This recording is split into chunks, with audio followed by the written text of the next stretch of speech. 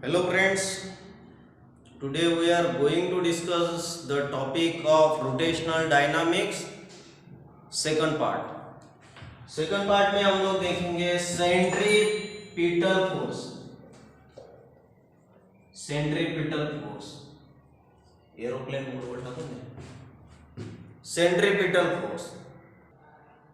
तो centripetal force में किसको सेंट्रीपिटल फोर्स बोलेंगे? तो centripetal force depend on centripetal acceleration. ये 11th में है, 11वीं मध्ये अवेलेबल है। तो सेंट्रीपिटल एक्सीलरेशन, तो सेंट्रीपिटल एक्सीलरेशन किसको बोलेंगे? The acceleration of A particle, acceleration of A particle performing circular motion, performing circular motion, बराबर है। Directed toward the centre, direction क्या है?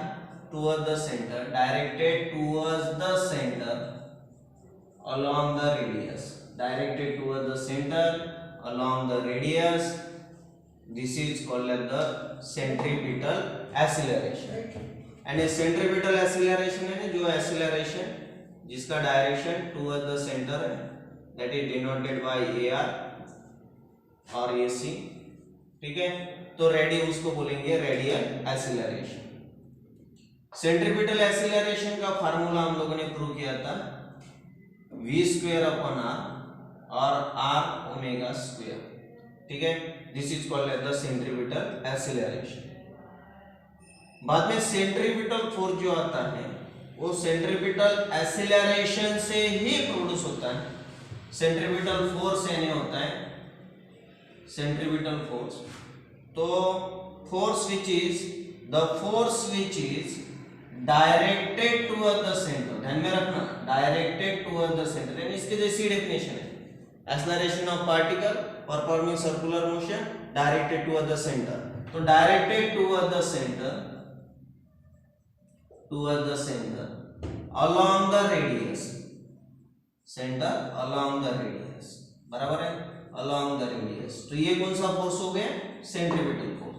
सेंट्रीपिटल फोर्स का फार्मूला है CPF is equal to mass into centripetal acceleration, यानी mass और centripetal acceleration का product, ठीक है। तो सेंट्रीपिटल फोर्स का फार्मूला क्या होगा?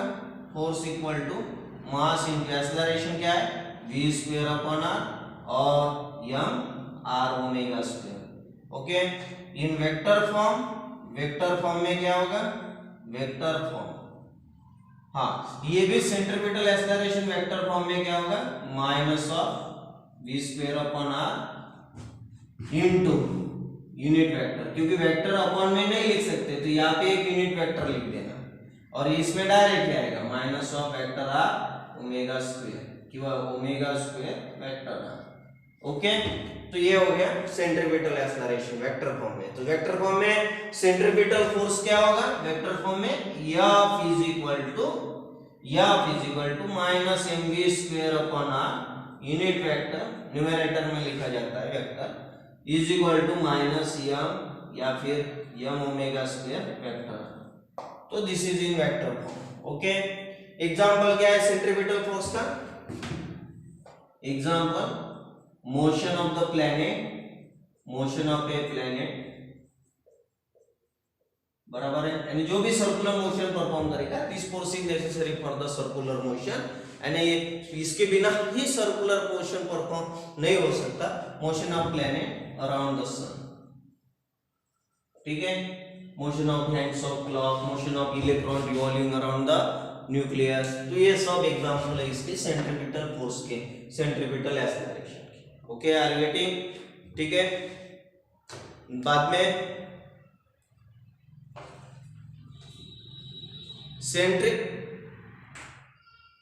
Now we will see the centrifugal force. Centrifugal force, centrifugal force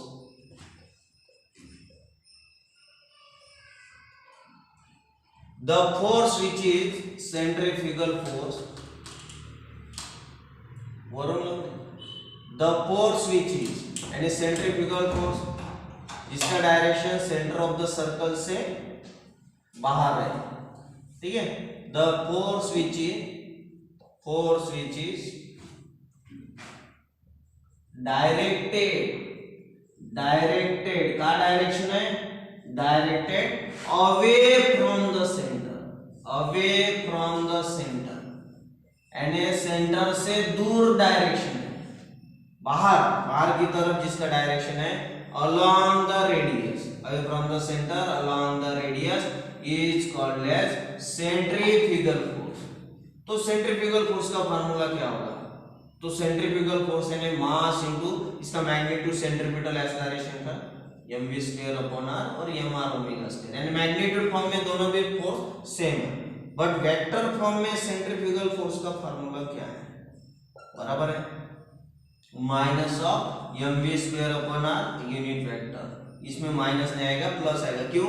क्योंकि रेडियस वेक्टर और इसका फोर्स का डायरेक्शन सेम है, तो सेम डायरेक्शन है तो वेक्टर में पॉजिटिव आएगा, और दूसरा है m⍵² वेक्टर है, यानी सेंट्रीपिटल फोर्स में वेक्टर फॉर्म नेगेटिव रहता है और इसमें पॉजिटिव रहता है, क्योंकि रेडियस वेक्टर का और इसका डायरेक्शन सेम है, फोर्स का डायरेक्शन रहेगा। ध्यान में एग्जांपल क्या लेंगे? एग्जाम्पल हमारा जो एग्जाम्पल है जनरली कौन सा? समझो हम लोगों ने coin kept on the table and revolving in horizontal circle, after some time coin move away from the centre, तो सेंटर से दूर जा रहा है एंड एक सर्कुलर मोशन परफॉर्म करते वक्त, तो this is due to centrifugal force. एक किसके कारण होता है? Centrifugal force. सेंट्रीफ्यूगल फोर्स के कारण ऑब्जेक्ट क्या करता है? Move away from the centre, and this is not a real force, this is pseudo force, and this is not produced due to non interaction, यानी हमने को पता नहीं कैसे centripetal force is necessary for circular motion, circular motion perform होता है centripetal force के कारण। Centrifugal force effect of circular motion, circular motion का कॉज क्या है? सेंट्रीपिटल फोर्स है, centripetal force is the cause of circular motion. Circular motion perform होने के लिए सेंट्रीपिटल फोर्स की जरूरत है ही, but centrifugal force it is the effect of circular motion. एखादी चांगली गोष्ट करताना एखादी कोणती तरी गोष्ट अचानक त्याच्यामधून होऊन जाते तो उसको बोलेंगे centrifugal force. Are you getting? Okay, now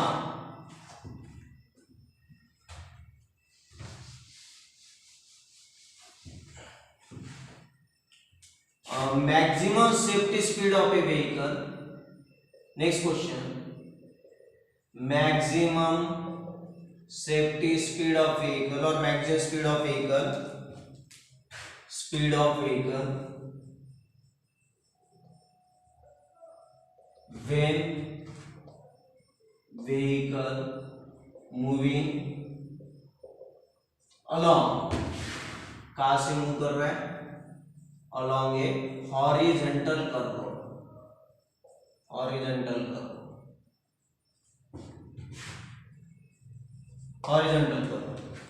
vehicle की speed when vehicle moving along a horizontal curve road, okay. तो सबसे पहले कंसीडर ए व्हीकल, अभी व्हीकल यहाँ पे कंसीडर करेंगे, तो consider a vehicle moving along A horizontal curve road, horizontal curve road पे व्हीकल मूव कर रहा है, just imagine this is a vehicle, okay. And horizontal curve road है, समझो हमारे यहाँ इधर से आ रहा है गली में और यहाँ से टर्न लेना शुरू कर दिया, तो टर्न लेना शुरू कर दिया तो ये जो टर्न है तो यहाँ पे क्या परफॉर्म करेगा? Circular motion, okay. तो हॉरिजॉन्टल कर्व रोड में व्हीकल टर्न लेता है तो उसका जो नॉर्मल है, normal that is perpendicular to surface, normal यानी perpendicular to surface and weight mg acting vertically downward, okay. ध्यान में रखना, तो n इज इक्वल टू होगा m। Whenever vehicle moving along a curve road, अभी बताया कर्व रोड में वो सर्कुलर मोशन परफॉर्म करता है, सर्कुलर मोशन के लिए centripetal force is necessary for circular motion, तो सेंट्रीपिटल फोर्स कौन प्रोवाइड करेगा? तो centripetal force is provided by the centripetal force is necessary for circular motion, that centripetal force is provided by the, कौन provide करेगा? Provided by the force of friction, between the tires of the vehicle and road surface, कौन provide करेगा? Force of friction किसके बीच में होगा? Between the tyres of the vehicle, tyres of the vehicle, force of friction between the tyres of the vehicle and road surface. Okay, tyre और road का friction होगा, वो force provide करेगा, force of friction between the tyres of the vehicle and road surface, वो provide करेगा centripetal force. बराबर है? तो सेंट्रिक फोर्स ऑफ फ्रिक्शन का फार्मूला क्या है? Force of friction is equal to, force of friction is equal to force of friction F equal to mu S into N। Mu S यानी coefficient of static friction, N यानी normal reaction. बाद में तो force of friction is equal to क्या है? Centripetal force. तो centripetal force is equal to force of friction, force of friction. Centripetal force का formula क्या है? सेंट्रीपिटल फोर्स का फार्मूला है mv²/r और फोर्स ऑफ फ्रिक्शन का फार्मूला क्या है? Mu S into N। और N यानी क्या है? N यानी नॉर्मल, ये बैलेंस बाय द वेट, यानी नॉर्मल यानी perpendicular to surface of vehicle, balance by the weight mg।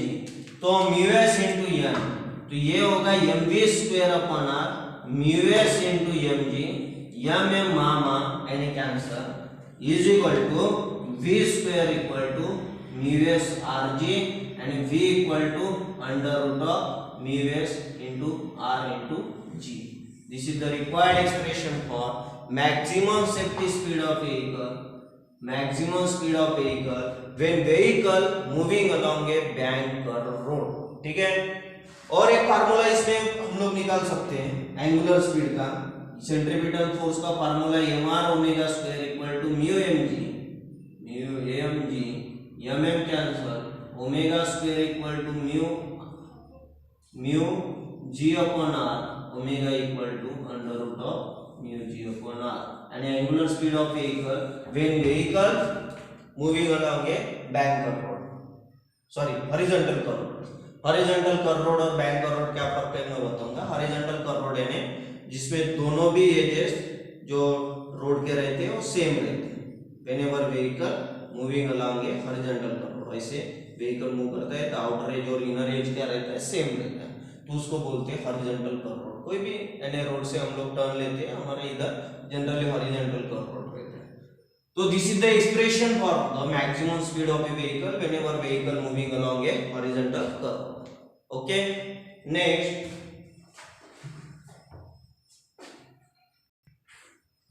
Now we will see, अभी हम लोग देखेंगे bank curve road. What do mean by bank curve road? तो bank curve road, bank curve road, तो bank curve road में क्या होता है?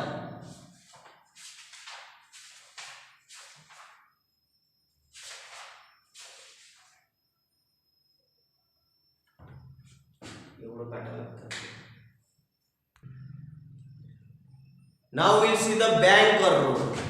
Bank curve road यानी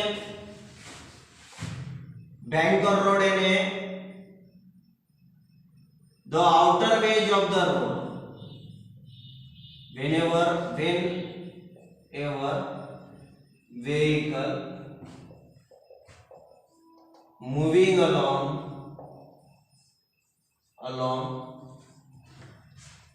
a curve road, outer edge of the road raise than inner edge of the road, यानी outer edge जो है inner edge of the road, outer edge जो है वो रेज यानी ऊपर है inner edge से, यानी ये बैंक कर्व रोड है, यानी outer edge of the road is raised than the inner edge of the road। ठीक है, यानी व्हीकल जहाँ पे टर्न लेता है तो outer edge is raise than the inner edge, यानी इनर एज अंदर है और आउटर एज ऊपर है, यानी व्हीकल को उसकी स्पीड कम, हॉरिजॉन्टल कर्व रोड में क्या है?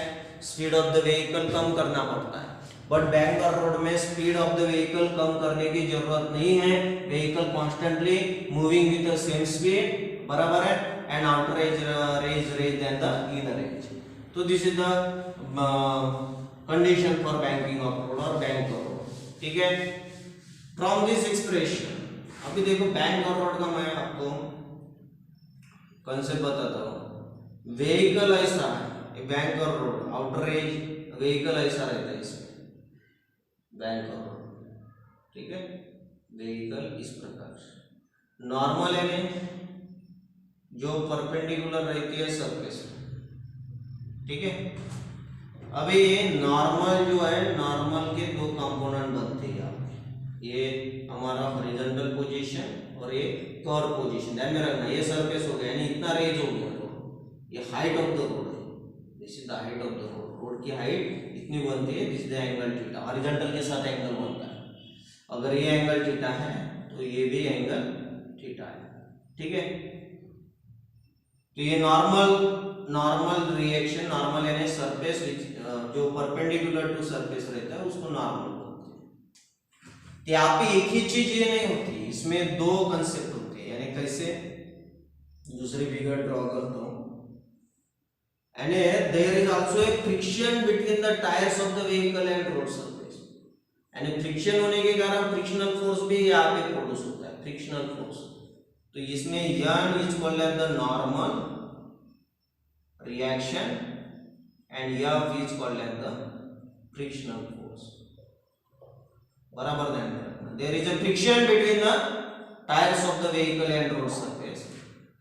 तो whenever friction takes place, this is normal, perpendicular to surface, normal के दो कंपोनेंट, ठीक है। एक component weight mg acting vertically downward और दूसरा normal and a toward the centre of the road.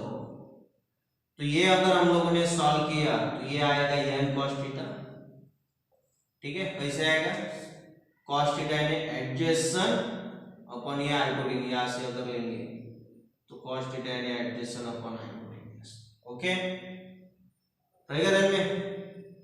बाद में n cos थीटा और हॉरिजॉन्टल कंपोनेंट होगा n sin theta, n sin theta, okay. Vertical component n cos theta and normal reaction क्या करेगा, normal reaction जो है दो component produce करेगा, बाद में लिखता हूं। बाद में फोर्स, फ्रिक्शनल फोर्स F, ये थीटा है, फ्रिक्शनल फोर्स F भी क्या करेगा, दो कंपोनेंट प्रोड्यूस करेगा, एक हॉरिजॉन्टल एक वर्टिकल।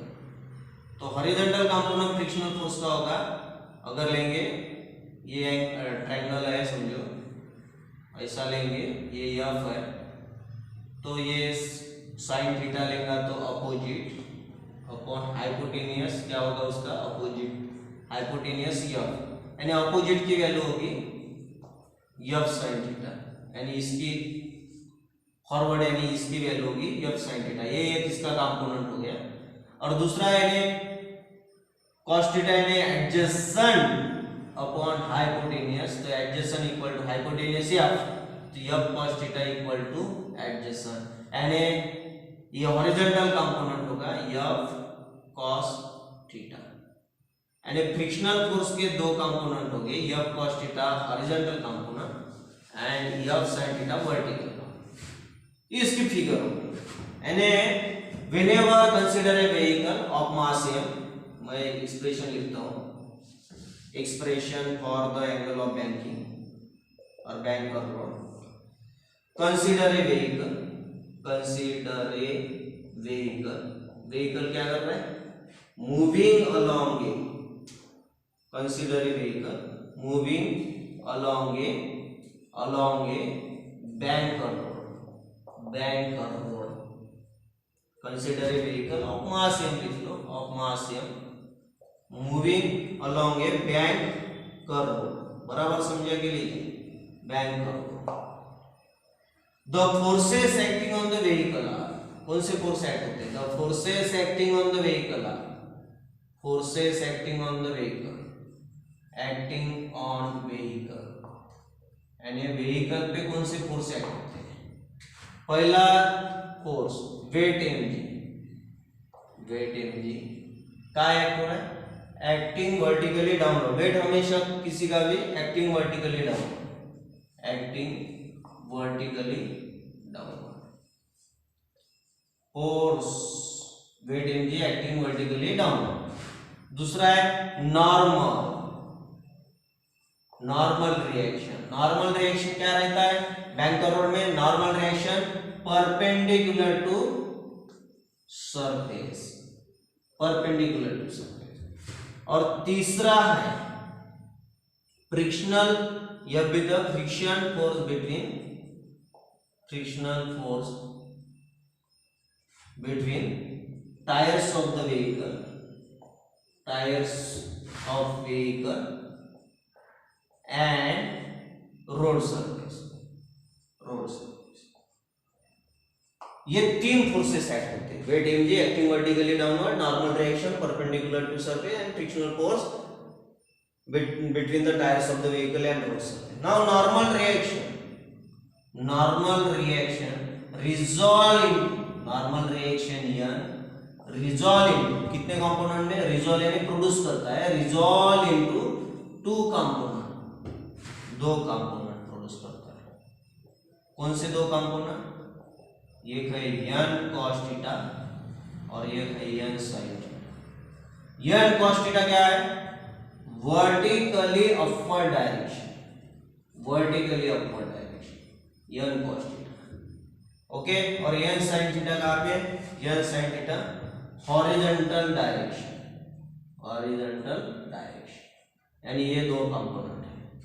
दूसरा फ्रिक्शनल फोर्स के भी दो component, frictional force also resolve into two component, resolve into two component, resolve into two component. कौन से दो कंपोनेंट है उसके? कंपोनेंट, एक है f cos थीटा और दूसरा है f sin theta. f cos theta horizontal component, horizontal component, horizontal component, और f sin theta vertical component और acting vertically downward, vertical component, ठीक है। यानी इसमें जो फोर्स एक्ट होता है, तीन फोर्स एक्ट होता है, इसमें से नॉर्मल के दो कंपोनेंट है और फ्रिक्शनल फोर्स के दो कंपोनेंट है, ये बात ध्यान में रखो। बाद में अभी इसका एक्सप्रेशन कैसे प्रोड्यूस होगा, बराबर ध्यान रखो। एक फिगर में बाजू में निकाल लेता हूं।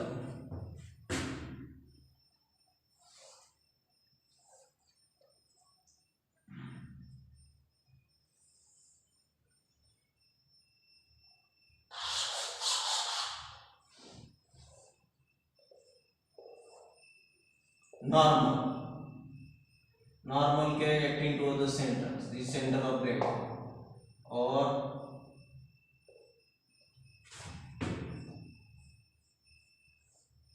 वेट mg एक्टिंग वर्टिकली, तो ये है n cos थीटा, ये है n sin थीटा। बाद में फ्रिक्शन के दो component f angle theta, is also angle theta, f cos theta and f sin theta. तो क्या होता है? और हॉरिजॉन्टल बराबर है सेंट्रीपिटल फोर्स, ये नेसेसरी है circular motion, necessary for circular motion of vehicle. कब? व्हेनेवर, व्हेनेवर व्हीकल मूविंग, का मूव करता है along ए बैंक, यानी जब व्हीकल बैंक और रोड से मूव करता है तो सेंट्रीपिटल फोर्स नेसेसरी है।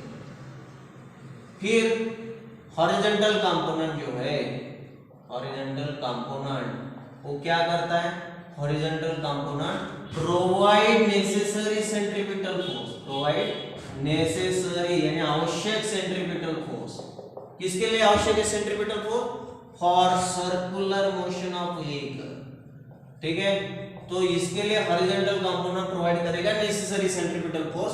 हॉरिजॉन्टल कंपोनेंट कौन सा है? n sin theta and f cos theta, ध्यान में रखना। तो सेंट्रीपिटल फोर्स यानी mv square upon r equal to n sin theta and f cos theta addition, बराबर है। दोनों भी मिला के n sin थीटा और f cos थीटा मिला के सेंट्रीपिटल फोर्स प्रोवाइड करते हैं, ठीक है।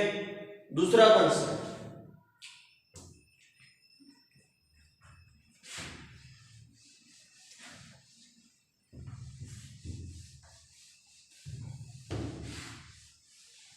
दूसरा कंसेप्ट क्या है, ये फ्रिक्शनल फोर्स है, एफएस भी बोलते हैं इसको, फ्रिक्शनल, ओके। दूसरा कंसेप्ट है वर्टिकल कंपोनेंट। वर्टिकल कंपोनेंट कौन सा है,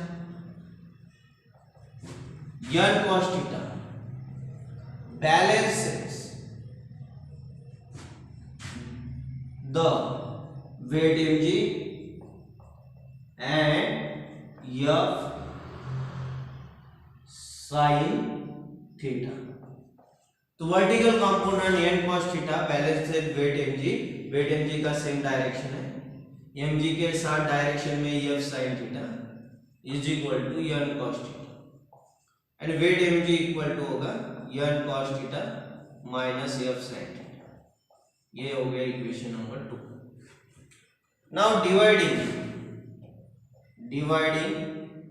equation 1 by equation 2 we get क्या मिलेगा हमको, तो mv square upon r upon mg is equal to n sin theta plus f cos theta upon n cos theta minus f sin theta, m cancel, v square upon rg equal to n r नीचे आ गए, v n sin theta plus f cos theta upon n cos theta minus f sin theta.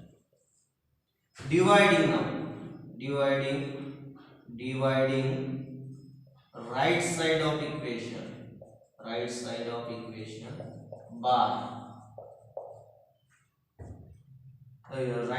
Equation by n cos theta, ठीक है।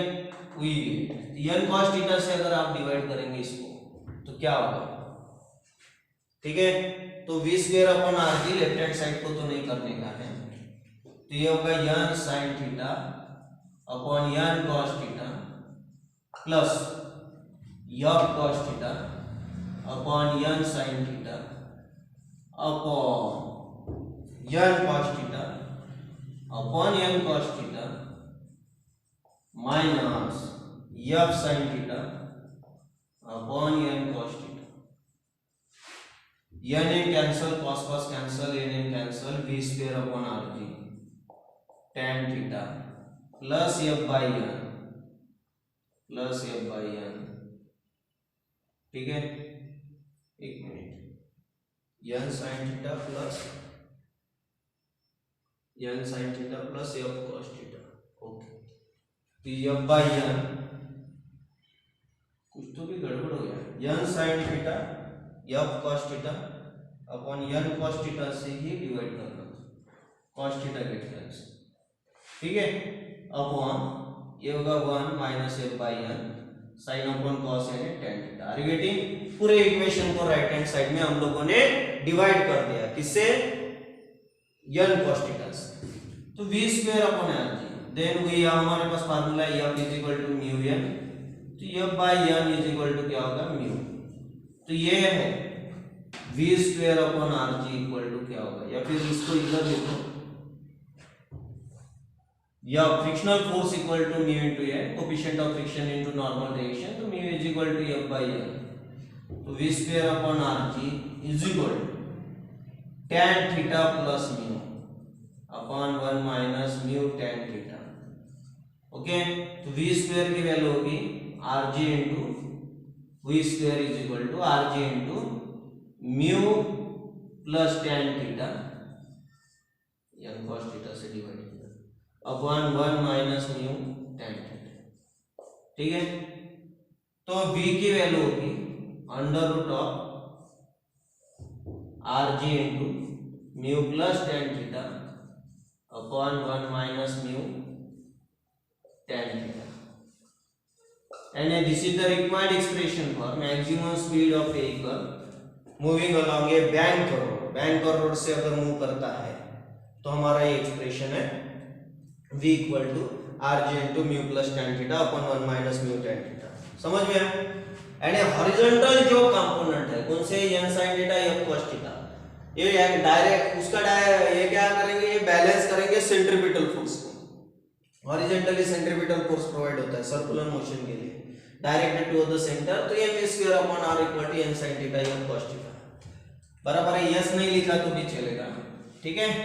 और vertical component जो n cos theta and n cos theta balance to the f sin theta mg, तो mg और f sin theta का direction same है, तो mg plus f sin theta n cos theta, या फिर mg equal to n cos theta minus f sin theta. इसको divide किया equation 1 को 2 से और ये आया, इसको डिवाइड किया n cos थीटा से, हमारा एक्सप्रेशन ये है. बराबर देख लीजिए, 2-3 बार देख लेना. ठीक है. ये हो गया व्हीकल का expression, vehicle moving along a curve road. ठीक है.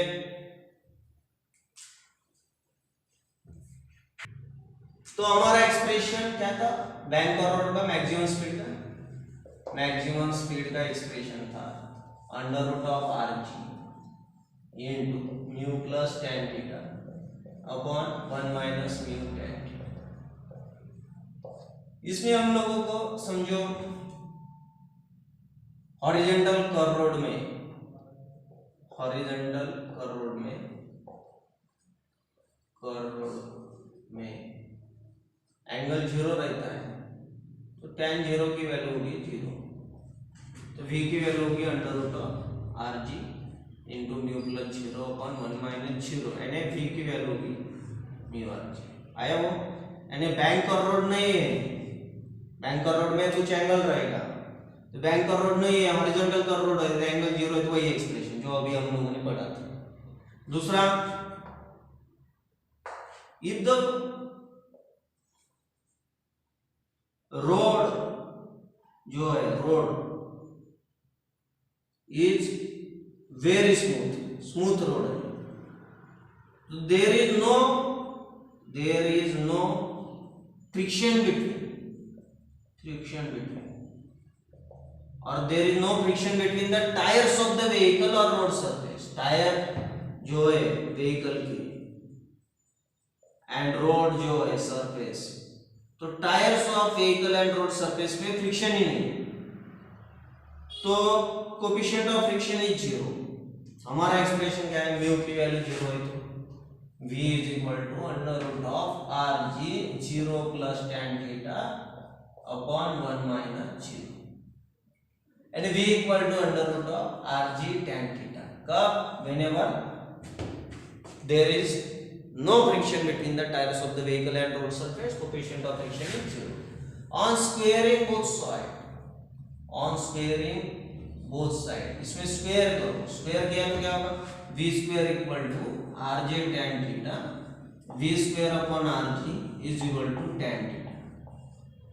तो tan थीटा यानी क्या आया, v स्क्वायर अपॉन rg, यानी theta equal to tan inverse v square upon rg, and this is the maximum shift speed, यानी this is the required expression for angle of banking, angle of banking and bank और road का angle का expression.